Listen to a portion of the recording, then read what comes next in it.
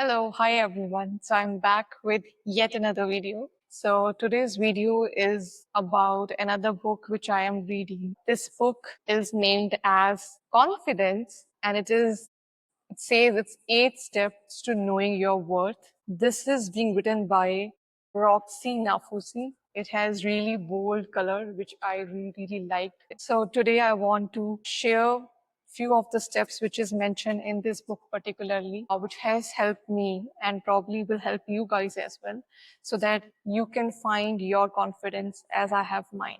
So let me start. This book ideally has 8 steps mentioned to gain confidence in life, but today we're going to talk about the first 4. So let's quickly start. The first step, it has mentioned that you have to master your thoughts. And I think this totally makes sense because let's say if you have a negative thought and you're walking into a room, do you think you will be confident enough to walk into that room? Because we all know that negative thoughts really weighs you down.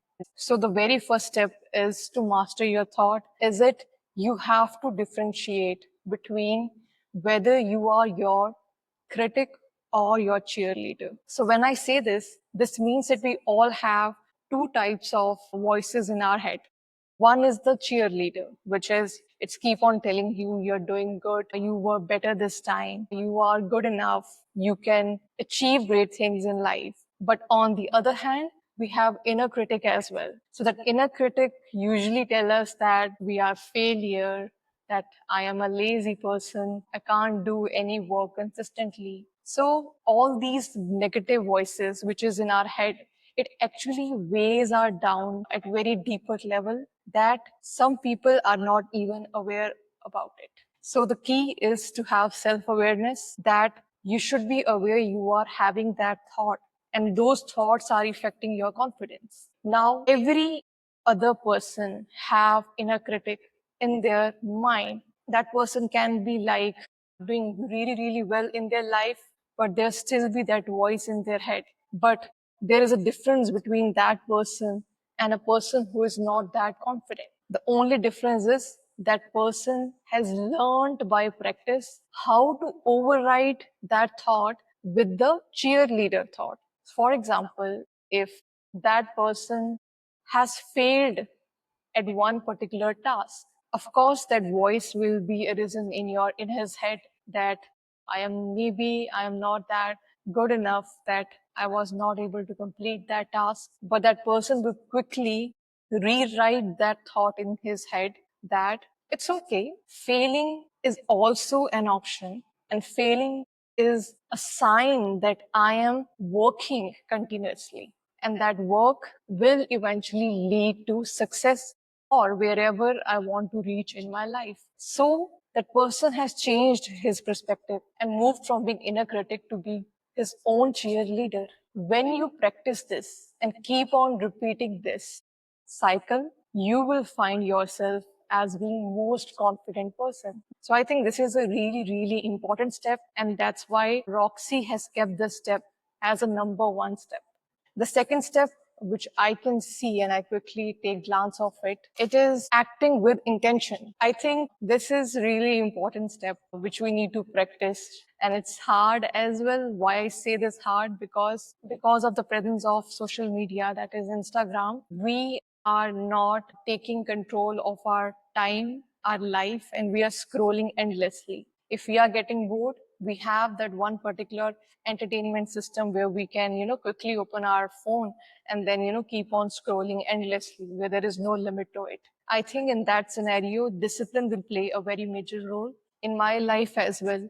I found myself multiple times that whenever I am bored, earlier when I don't used to have that passion of doing anything which I really, really like, I used to scroll endlessly. And of course, that affects you at all levels. But you need to decide that you have to find your passion in life and you have to live with intention. Firstly, discipline would play a very major role where you are setting your morning routine. You know that you have to wake up, you have to have your breakfast, you have to get to gym, you have to build your body, which is also a symbol of having confidence. So if you have really, really good body, you will be confident enough in your own body and will able to carry yourself during a day very well.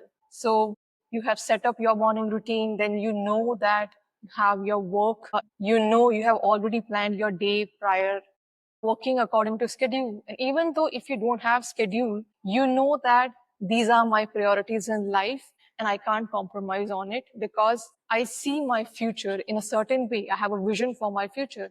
And if I am not acting today, then it would cost my future. So I think great point as a step two. Then if I'll move forward to step three, it says that, so step three and step four, I think is kind of related to people. So step three says that stop trying to be liked by everybody. And step four say that break free from comparison. So step three, it makes sense a lot. I don't think so. It is possible that you will be liked by everybody on this planet. Whenever someone starts a YouTube channel or an Instagram page, the first thing, or any business, the first thing they decide that what are their audience, what age group they are, what are their likes or dislikes. That's how they first decide. So even if business, even if someone setting a YouTube channel, Instagram channel is narrowing down to an audience, then like how come a person is doing just anything gonna be liked by just everybody?